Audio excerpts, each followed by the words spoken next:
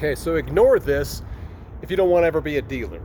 If you're just thinking, hey, I'm happy being a safety advisor, I just want to save lives, we love you. Okay, we need you too. So we need as many people helping us save lives as possible. But for those of you who are considering this as a great career, maybe you're asking the question, how do I get rich in anything? The first thing is you got to be in business for yourself, and that's what we really help people do, is be able to take on their own office, take on their own dealership. You are truly in business for yourself. So how do you create the kind of income that you see people like Yevgeny and Corey and these guys that are making $1 million a year with these big offices? You don't have to do that. There's plenty of dealers who are just kind of a one-man show, two-man show, and they make great money, they have great lives. But just in case you're kind of thinking, is it possible that I could really sink my teeth into something and really become super successful?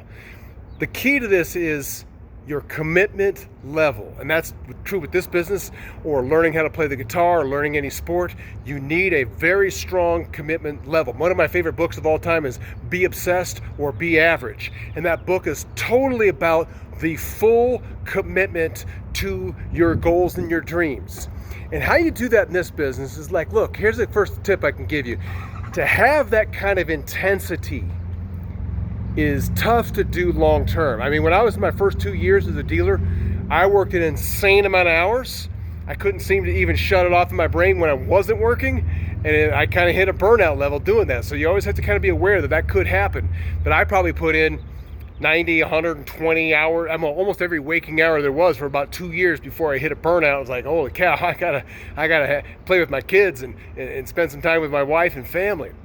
But these guys who are doing that, especially the single guys that are putting in an insane amount of hours, they are fully committed. Now, what are they committed to? The number one thing you need to be committed to, even if you're small time in this thing, is the consistency of getting leads. So you don't have to be, and you don't need to be, and don't want to be intense with this thing all the time.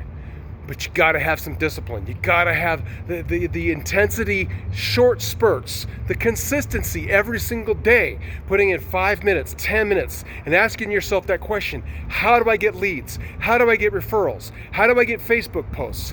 Where can I find festivals and do festivals to get me leads? And how do I get those leads to get more leads? You gotta have that kind of thing, otherwise your income from this thing, because your sales are gonna be up and down, up and down, up and down. So get consistent. Discipline yourself to be consistent.